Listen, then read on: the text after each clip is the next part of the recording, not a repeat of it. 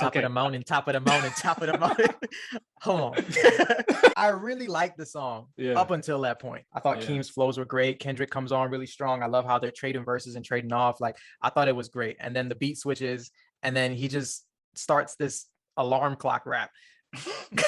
Like, I don't understand it. The memes are hilarious. Like, I've listened to it multiple times. I just sit there in silence, just like, why? And it makes me really worried about the Kendrick album, because I don't want to hear this. I don't want to hear this on the Kendrick album at all. But let me put you on game.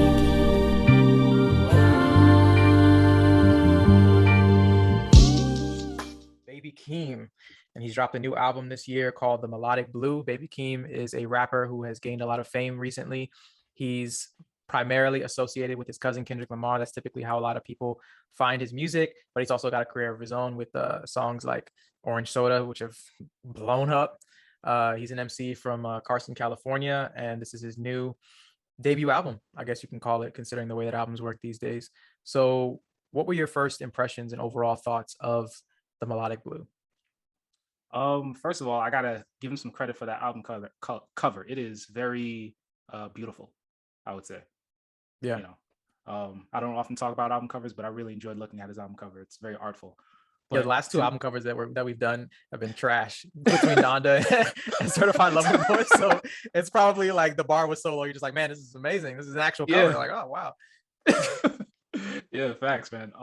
And to me, starting from the name, the Melodic Blue, and hearing the one of the featured tracks ahead of time in Family Ties, I didn't really know what to make or what I was going to be expecting, but the name of the album really sets you up for what this album is going to be. And this album to me had a lot to prove, but instead of living in the shadows of his cousin and Kendrick, I think he embraces the similar aesthetics of some of his contemporaries while choosing very moody and melodic music that creates this atmosphere that was really consistent throughout the whole project.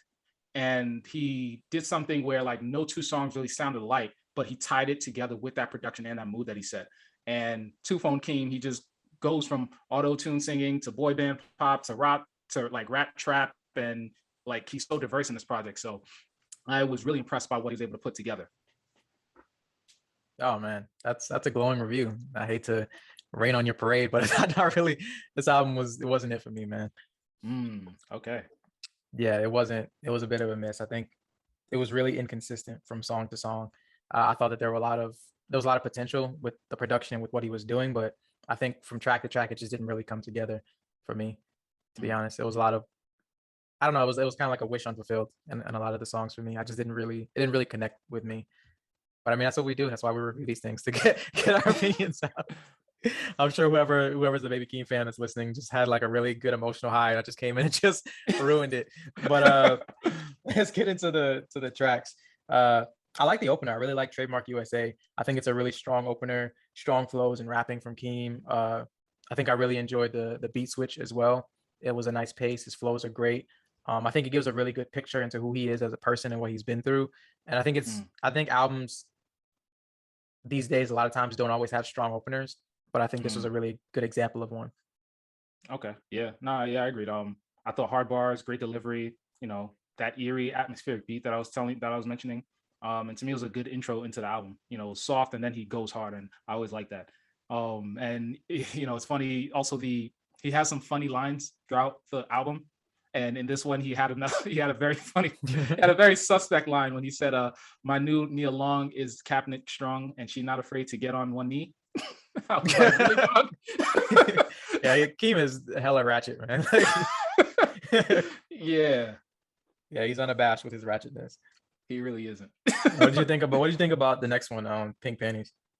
I actually like the beat. It was an interesting hook, and I enjoyed the performance by Chiru. And I think it kind of jumps on the momentum that Trademark USA started, and I overall enjoyed it. How about you? It's enough for me, dog. I really didn't like that hook at all. Yeah, it didn't work for me. I think Keem has a lot of moments where he's singing on this album, but like I just don't. Yeah, I don't like his singing that much. I think that a lot of rappers, a lot of times, like they get into this place where they're artists. So I think his singing works on a lot of these songs, but a lot of these songs could have been better served by having an actual singer do it, like do the hooks and do the parts where he's singing, I think it would have came off a lot better considering the production style. But I don't know, it wasn't really for me.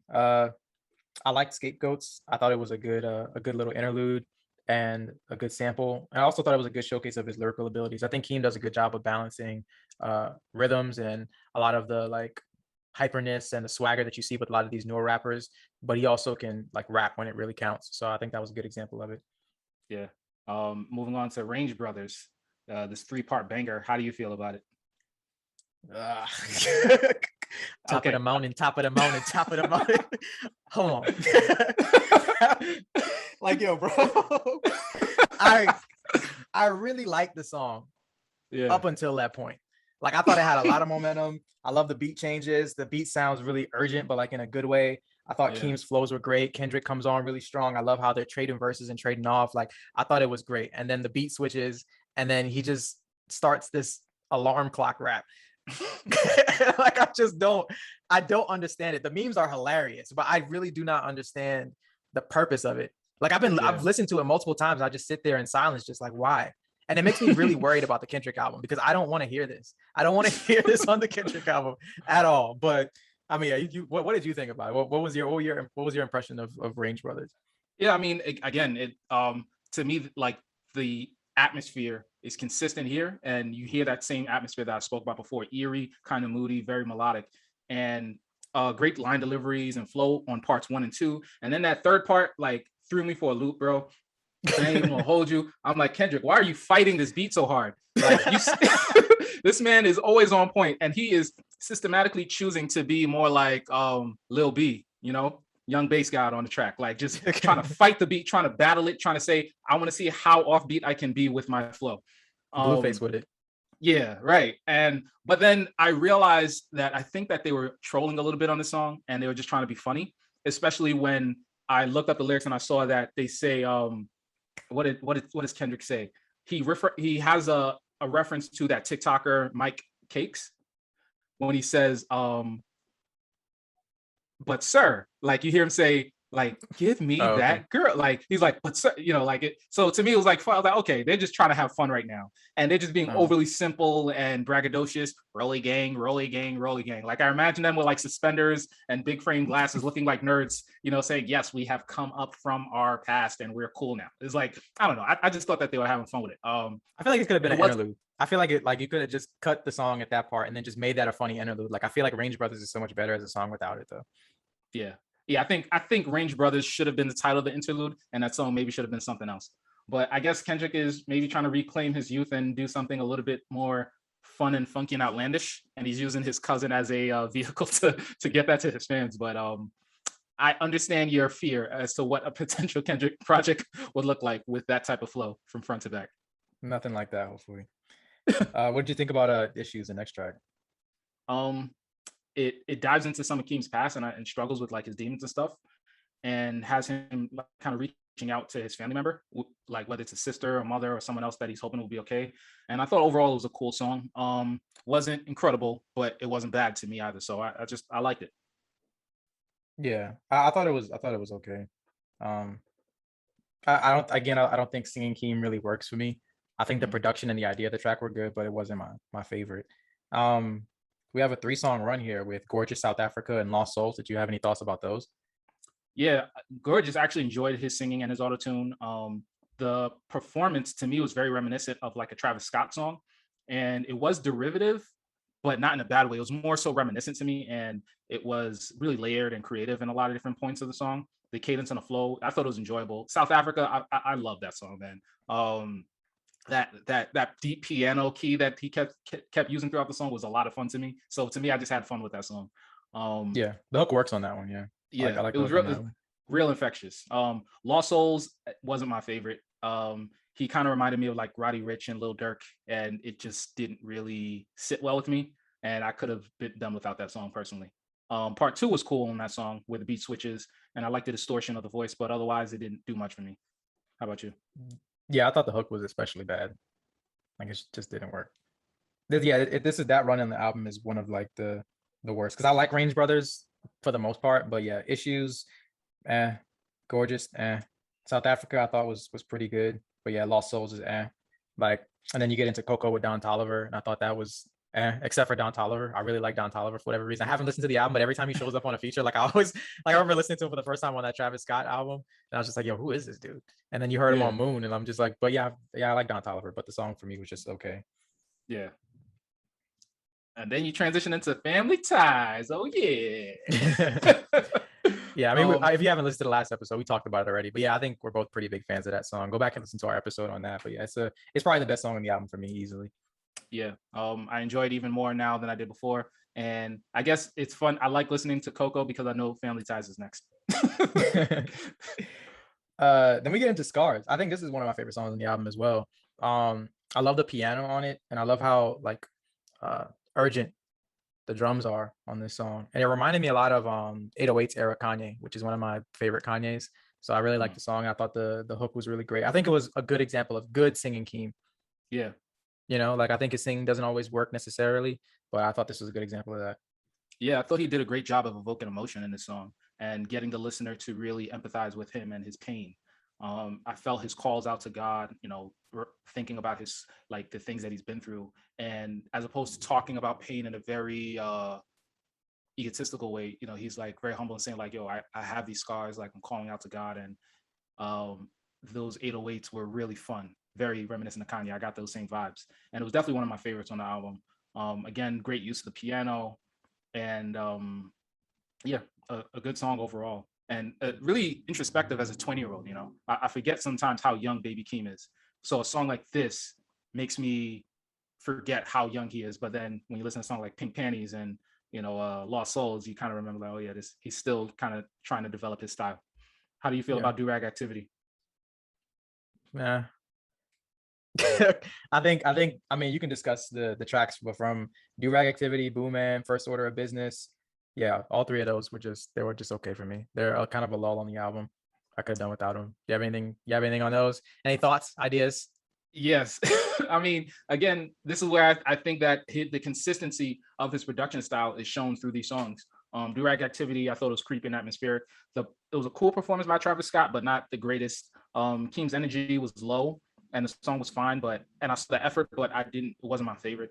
I liked Boo Man, hearing Keem's alter ego and it bringing that out in the song, I thought was really fun. It was a Quentin Tarantino kind of score, and so those were the vibes that I got from it. So that's what made it fun for me. It was kind of like a spaghetti Western with hip hop being infused into it. And to me, that was just kind of I was in my bag at that point. I'm like, yo, I love this. Just the sound, this atmosphere that he's created with this, I really enjoyed. First Order of Business, I actually enjoyed. I enjoyed the atmosphere, the beat selection and the flow of Keem. And he was more upbeat and contemplative in terms of outlook towards the future, which I thought was fun. But I understand, yeah, I enjoyed it. Yeah, I might go back to Boom Man. I'm thinking about the production as you mentioned it, and I might have just had like album fatigue at that point. But like, I think that there is some merit to the song, so I'll probably go back to it and see if I do enjoy it a little bit more. But just on my first three listens, like it didn't really stand out to me that much. I like the vent. I like not the vent. I like vent. The Think about industrial production. Yeah, my fandom is open. Yeah, I like the industrial production on that one. I think it's a really good song. It's a good example of Keem's diversity because he has an executive producer credit on the album. So there's other producers that are credited on each song, but I think he's showing his diversity. 16, I thought was one of my favorite songs on the album as well. I really like the rhythm on that one. It's a very good like summer song. It's very good, like it gives me like an 80s pop kind of vibe to it. Yeah. So it kind of represents the album for me overall. I think it's just very uneven. I think that there are moments on the album that show how talented Keem is and how good of an ear he has for style and for music. But I think there are other moments that are kind of just misses for him. But like you said, he's very young. So this is probably like the album that is the stepping stone to him making a great album. But for me, it's just like it didn't really hit. But any thoughts on the couple last closers? Yeah, then it was a backbreaking beat for me, and I love the chorus from Kendrick, very aggressive, very in your face, and Keem as fun and silly as ever, and he shows the upside of his youth here, which is awesome. I like when you have a song with funny lines and you just engage with the beat and you're just going into the booth and having a good time. And then 16 was really surprising for me. It showed him in a different light. and I thought his singing was really excellent, you know, and Yeah. had that pop feel to it, and a different style that I just did not see coming at all from Keem. And I understand how maybe this kind of throw you off, because it's like, well, you can do a song like this, but then some of your singing early on the project is a little iffy, which I get. But yeah, that he bodied that vocal performance to me, and the use of autotune was very tactfully done, where it wasn't overbearing and it wasn't underutilized as well. It was very, you know, it was T-Pain-esque in terms of its smoothness, even though T-Pain kind of goes overboard sometimes. But anyway, it was an impressive jam for me, and definitely one of my favorite tracks on the album. Yeah. Yeah, he delves deep into a lot of different subject matter on the album, especially like with his mom and alcoholism and his own struggles. So it has its moments, it has its pieces, but it suffers from what the last couple albums that we reviewed suffer from. You know, it's just, I think that there are songs that I could do away with, and I think it becomes a better project. Or there's ideas that I think just don't quite come together for me. But what are your 4 favorite songs? For me, my 4 favorite songs come from mostly the backside of the album. So I got to go with South Africa, Family Ties, Scars, and I would say Give Me 16. Yeah, we have some of the same ones. I would say Trademark USA, Scars, 16, and give me Range Brothers. I'll just Not press Family skip. Ties? Oh, snap. That's tough. That's tough. Actually, no, I'll sub it out. I'll go Family Ties. I'll give Range Brothers an honorable mention. It's close. I'm gonna press skip. Like as soon as it gets, as soon as I hear that, I'm just gonna skip. But if you had to recommend Baby Keem to our listeners, what would be the strength of your recommendation? I'm gonna give it a 4. I would give it a highly recommended based on how I felt about the album. After talking to you, I'm thinking maybe I was too much in my own head, and I don't know what other people's sensibilities were. Stick by your guns. But yeah, I was gonna give it a 4, highly recommended. Because to me, the back half of the album had enough there, as well as the momentum that it gets from the first couple tracks, including Range Brothers, that I thought only maybe 2-3 songs are kind of clunkers, but the rest have some really, to me, he has a lot of fun, and he has enough star power in the album that I think people will enjoy a lot of what he's doing. So I give it a 4. Okay, I'll go ahead and give it a 2. I think you're not missing much, to be honest. I think it has moments, but yeah, I wouldn't hop out of the window to tell someone like, you know, yo, you need to hear this. I feel like you could hear it or not hear it, but I don't think it changes anything necessarily for me. So I guess that rounds out to give it a shot. Yeah, fair enough. So From the Put You On Game team. Yeah. That's our review of the Baby Keem album. Let us know what you think in the comments or in an email. We're glad to hear from you. What's your opinion? How do you feel about Baby Keem? Do you like it? Hate it? Let us know.